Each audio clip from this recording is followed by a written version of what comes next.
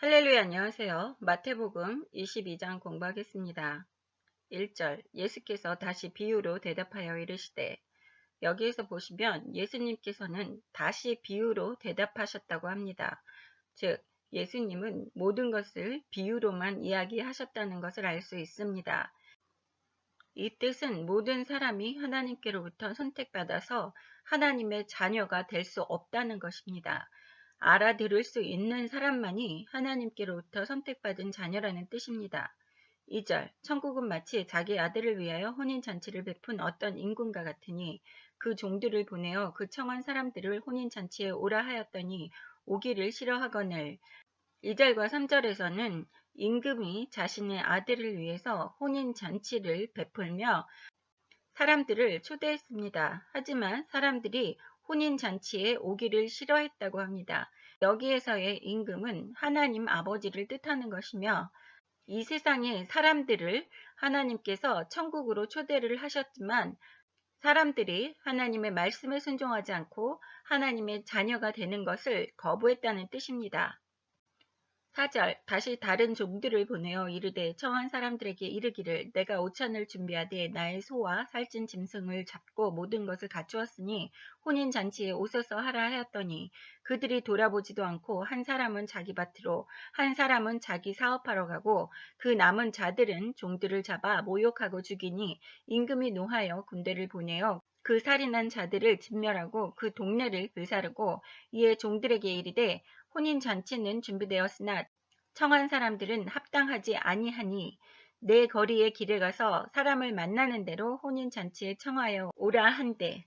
여기 4절에서 다시 다른 종들을 유대인들에게 하나님의 선택된 백성으로서 천국 잔치에 초청을 했지만 5절에 그들이 돌아보지도 않고 한 사람은 자기 밭으로 한 사람은 자기 사업하러 가고 하나님의 부르심에 응답하지도 않고 이 세상 것에 정신이 팔려서 하나님을 돌아보지 않고 하나님의 초대에 응하지 않는 유대인들을 이야기하고 있는 것입니다. 6절에 그 남은 자들은 종들을 잡아 모욕하고 죽이니 할 일이 없는 사람들은 하나님의 자녀들을 모독하고 오히려 잡아서 죽인다고 하시는 말씀입니다. 여기 7절에 보시면 임금이 노하여 군대를 보내어 그 살인한 자들을 진멸하고 그 동네를 불사르고 하나님께서 다시 군대를 보내어 그 살인한 자들을 진멸하고 동네를 다 불사르신다고 합니다. 8절에 보시면 선택된 이스라엘 백성들은 오히려 하나님의 아들 예수님을 십자가에 못 박히고 또한 예수님의 복음을 전파하는 사도들을 핍박하고 죽였기 때문에 하나님께서 선택은 하셨지만 합당하지 않다고 하시는 것을 보실 수 있습니다. 그리하여 그 살인자들을 진멸한다고 하시는 것은 유대인들이 예수님을 십자가에 못 박고 나서부터 2000년 동안 계속해서 고통을 당하는 그러한 모습들에 대해서 이야기하고 계시는 것입니다. 하나님께서 진노하셔서 유대인들에게 고통을 안겨주신 것을 우리는 역사 속에서 알 수 있었습니다. 9절, 내 거리 길에 가서 사람을 만나는 대로 혼인잔치에 청하여 오라 한데 종들이 길에 나가 악한 자나 선한 자나 만나는 대로 모두 데려오니 혼인잔치에 손님들이 가득한지라. 여기 9절과 10절에는 내 거리 길에 가서 사람을 만나는 대로 혼인잔치에 청하여 오라 한데 즉 선택한 이스라엘 백성들은 합당하지 않았기 때문에 내 거리 길에 가서 사람을 만나는 대로라고 하는 것은 선택받지 못한 이방 족속들까지 혼인잔치에 청하라고 이야기하시는 것입니다. 그래서 종들이 길에 나가서 악한 자나 선한 자나 만나는 대로 모두 하나님의 천국 잔치에 초대를 해서 이방인들로 가득하다는 이야기입니다. 11절, 임금이 손님들을 보러 들어올세 거기서 예복을 입지 않은 한 사람을 보고 이르되 친구야 어찌하여 예복을 입지 않고 여기 들어왔느냐 하니 그가 아무 말도 못하거늘 임금이 사원들에게 말하되 그 손발을 묶어 바깥 어두운 데에 내던지라 거기서 슬피 울며 이를 갈게 되리라 하니라. 청함을 받은 자는 많되 택함을 입은 자는 적으니라. 11절에 예복을 입지 않은 한 사람을 보고 즉 예수 보혈에 의지해서 회개해서 의롭다함을 받지 못한 사람입니다. 12절에 예복을 입지 않고 여기 들어왔느냐 하니 그가 아무 말도 못하거늘 예수 보혈의 피에 의지해서 의롭다 함을 받지 못한 사람이 아무 말도 못한다는 이야기입니다. 13절에 그 예복을 입지 않은 회개하지 않고 제사함 받지 못한 그 사람을 손발을 묶어 바깥 어두운 데에 내던지라 거기서 슬피 울며 이를 갈게 되리라 하니라 라는 뜻은 어두운 데, 즉 지옥을 이야기하는 것입니다. 하나님께서는 빛이시기 때문에 하나님이 안 계시는 흑암의 권세들이 있는 어두운 데를 이야기하는 것은 지옥입니다. 거기서 솔피 울며 이를 갈게 되리라 하니라 라는 뜻은 모든 사람들은 사복음서에서 계속해서 읽어보면 아시겠지만 모두 지옥에 떨어지는 사람들이 솔피 울며 이를 갈게 되리라라고 말씀하십니다. 이 뜻은 지옥에 떨어졌음에도 불구하고 그곳에서도 회개를 하지 않고 이를 간다고 합니다. 즉 절대 회개를 하지 않는 죄악된 모습을 그리고 있는 것입니다. 중요한 14절의 말씀을 보겠습니다. 청함 받은 자는 많되 즉 복음의 말씀을 들은 사람은 많지만 천국에 들어오는 자는 적다고 이야기하십니다. 즉 현재 모든 예수 믿는다고 하면서 교회 다니고 자신의 입에서 스스로 기독교인, 예수를 믿는 사람이라고 이야기한다고 해도 결국에 천국 가는 사람은 적다고 이야기하십니다. 15절 이에 바리새인들이 가서 어떻게 하면 예수를 말의 올무에 걸리게 할까 상의하고 바리새인들은 계속해서 예수님을 어떻게 하면 예수님이 하시는 말씀으로 꼬투리를 잡아서 죄를 만들어낼까 고민하는 모습입니다. 16절 자기 제자들을 헤롯 당원들과 함께 예수께 보내어 말하되 선생님이여 우리가 아노니 당신은 참되시고 진리로 하나님의 도를 가르치시며 아무도 꺼리는 일이 없으시니 이는 사람을 외모로 보지 아니하심이니이다. 16절은 바리새인들이 예수님께 덫을 놓으면서 자신의 제자들과 헤롯 당원들과 함께 예수님께 보내어서 사탕발림을 하는 모습입니다.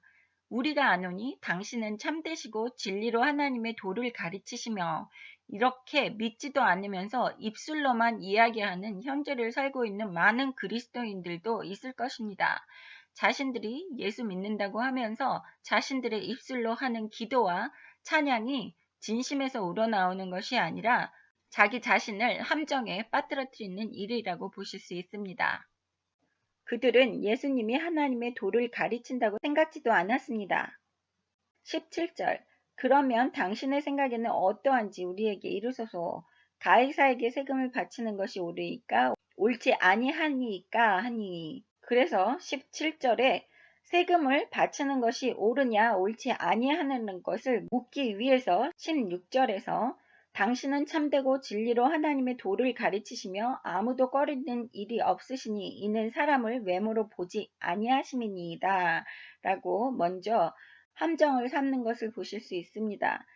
하지만 18절에 예수께서 그들의 악함을 아시고 이르시되 외식하는 자들아 어찌하여 나를 시험하느냐. 예수님은 벌써 그들이 예수님을 시험하기 위해서 하는 이야기라는 것을 먼저 아시고 계셨습니다.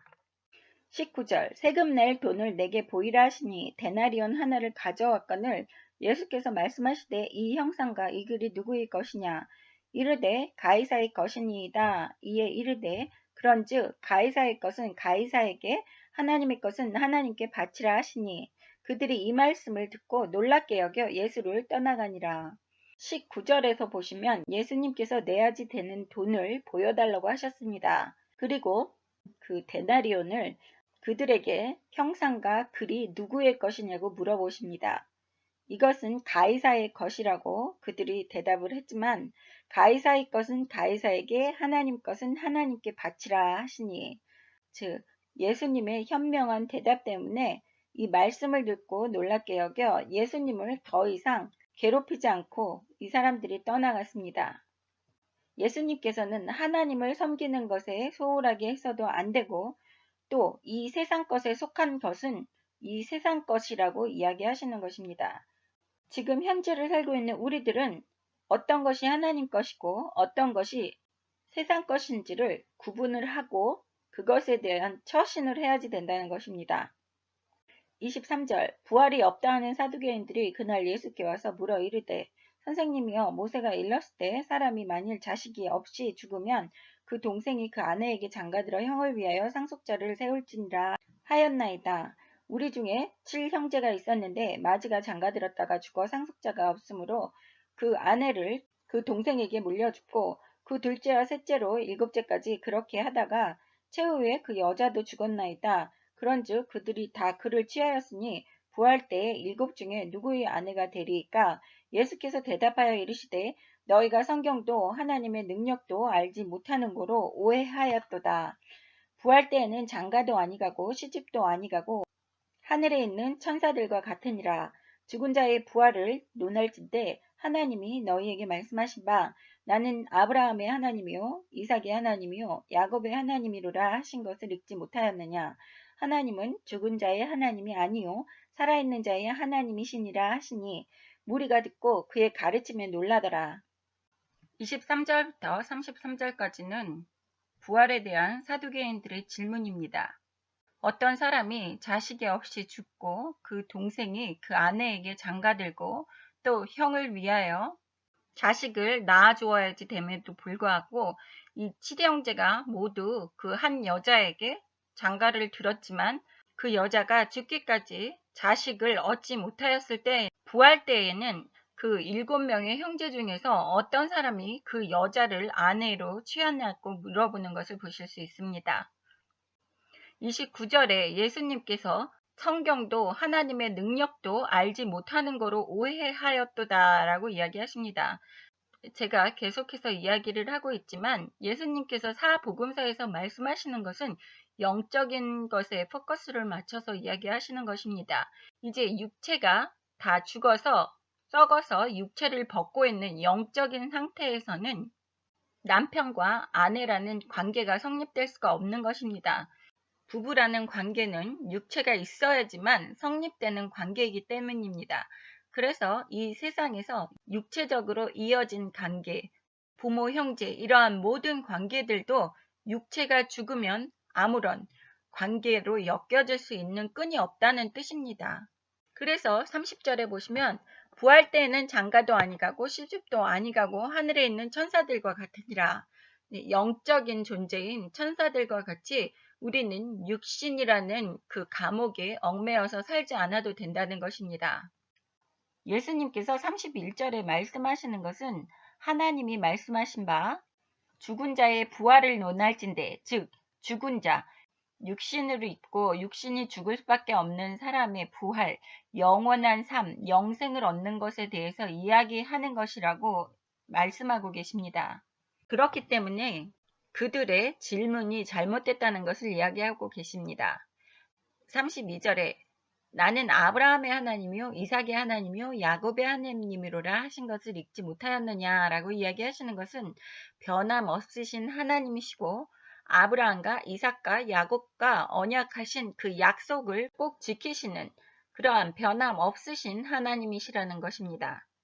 또 하나님은 죽은 자의 하나님이 아니요 살아있는 자의 하나님이시니라 하시니 이 뜻은 죽은 자의 하나님 즉 육신을 입고 육신의 하나님이 아니라 하나님께서는 우리를 영적인 삶을 영생을 주시는 그러한 살아있는 하나님의 자녀들의 하나님이시라고 이야기하시고 계십니다. 34절 예수께서 사두개인들로 대답할 수 없게 하셨다 함을 바리새인들이 듣고 모였는데 그 중에 한 율법사가 예수를 시험하여 묻되 선생님 율법 중에 어느 계명이 크니이까 예수께서 이르시되 네 마음을 다하고 목숨을 다하고 뜻을 다하여 주 너의 하나님을 사랑하라 하셨으니 이것이 크고 첫째 되는 계명이요 둘째도 그와 같으니 네 이웃을 네 자신과 같이 사랑하라 하셨으니 이 두 계명이 온 율법과 선지자의 강령이니라. 여기에서 보시면 바리새인들 중에서 뛰어난 율법사가 예수님을 시험하듯이 묻습니다. 율법 중에 어느 계명이 크냐고 했을 때 예수님께서 네 마음을 다하고 목숨을 다하고 뜻을 다하여 주 너의 하나님을 사랑하라 하셨으니 바리새인들과 사두개인들이 모세오경 즉 율법을 목숨과 같이 생각했음에도 불구하고 예수님께서는 하나님을 사랑하라고 이야기하십니다. 즉, 현재를 살고 있는 하나님의 자녀들은 하나님을 목숨을 다하고 뜻을 다하여 사랑하라고 하시는 말씀입니다.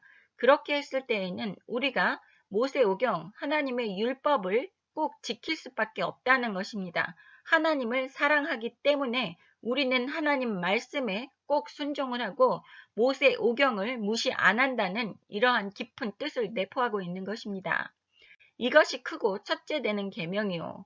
하나님을 사랑하지 않으면서 율법만을 고집하고 지킨다는 것은 율법주의자, 즉 거칠에만 신경을 쓰는 외식하는 서기관들과 바리새인들과 마찬가지라는 뜻입니다.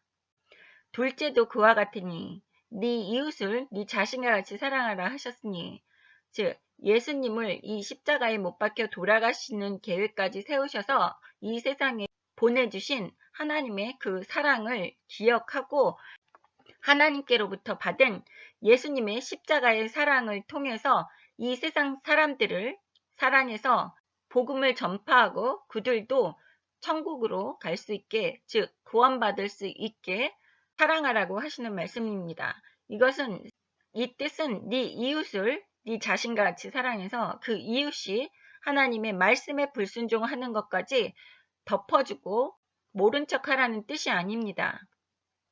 많은 사람들이 사랑이라고 하는 뜻을 이 세상 사람들이 정의해 놓은 그러한 사랑의 정의로 생각합니다. 하지만 여기 성경에서 말씀하시는 네 이웃을 사랑하라는 것은 네 이웃을 사랑해서 나만 천국에 가는 것이 아니라 지옥으로 갈 수밖에 없는 사람들을 구원해서 천국으로 인도하는 그러한 사랑을 이야기하고 계시는 것입니다. 그래서 이 두 계명이 온 율법과 선지자의 강령이니라. 이 두 계명이라는 것은 하나님을 사랑해서 하나님의 말씀, 즉 모세 오경을 순종하고 지키는 것이고, 또 이웃을 사랑해서 천국에 같이 가라는 뜻입니다. 41절 바리새인들이 모였을 때 예수께서 그들에게 물으시되 너희는 그리스도에 대하여 어떻게 생각하느냐? 누구의 자손이냐? 대답하되 다윗의 자손이니이다. 이르시되 그러면 다윗이 성령에 감동되어 어찌 그리스도를 주라 칭하여 말하되 주께서 내 주께 이르시되 내가 네 원수를 네 발에 둘 때까지 내 우편에 앉아 있으라 하셨도다 하였느냐?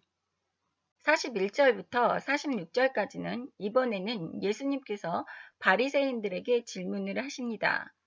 42절에 너희는 그리스도에 대하여 어떻게 생각하느냐 라고 물으십니다. 누구의 자손이냐? 이렇게 물었을 때 바리새인들은 그리스도, 즉 메시아는 다윗의 자손이라고 이야기합니다.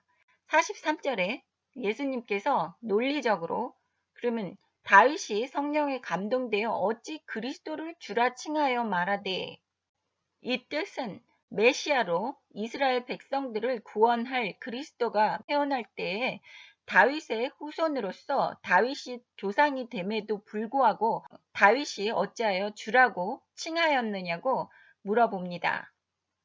또한 44절에 보시면 주께서 내 주께 이르시되, 하나님께서 예수님에게 말씀하시되 네 원수를 네 발에 둘 때까지 내 우편에 앉아있으라 하셨도다 하였느냐.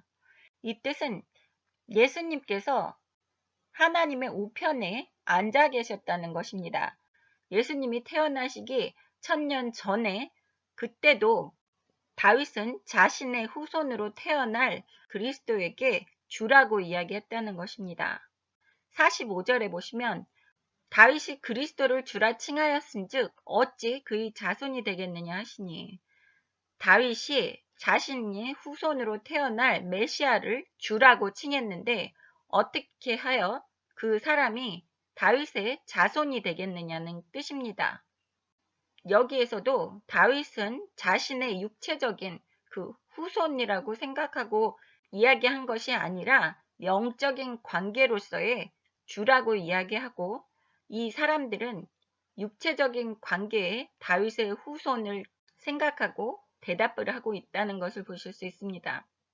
지금 현재를 살고 있는 우리들도 하나님의 말씀을 읽고 하나님의 말씀에 귀 기울일 때는 이것이 영적인 것인지 육적인 것인지를 구분을 할 줄 알아야지 된다는 것입니다. 예수님은 계속해서 영적인 것을 이야기하고 계시는데 바리새인들과 서기관들, 예수님을 함정에 빠뜨리고자 하는 이 세상 모든 사람들은 육체적인 것에 얽매여서 질문하는 모습을 보실 수 있습니다. 46절에 한마디도 능히 대답하는 자가 없고 그날부터 감히 그에게 묻는 자도 없더라. 이렇게 예수님께서 일침을 가하시고 예수님의 질문에 대해서 이들이 대답을 하지 못하고 예수님의 논리정연한 말씀에 이들이 그날부터 감히 예수님에게 묻지를 못했다고 하는 것입니다. 다음 시간에 마태복음 23장 공부하겠습니다. 감사합니다. 할렐루야.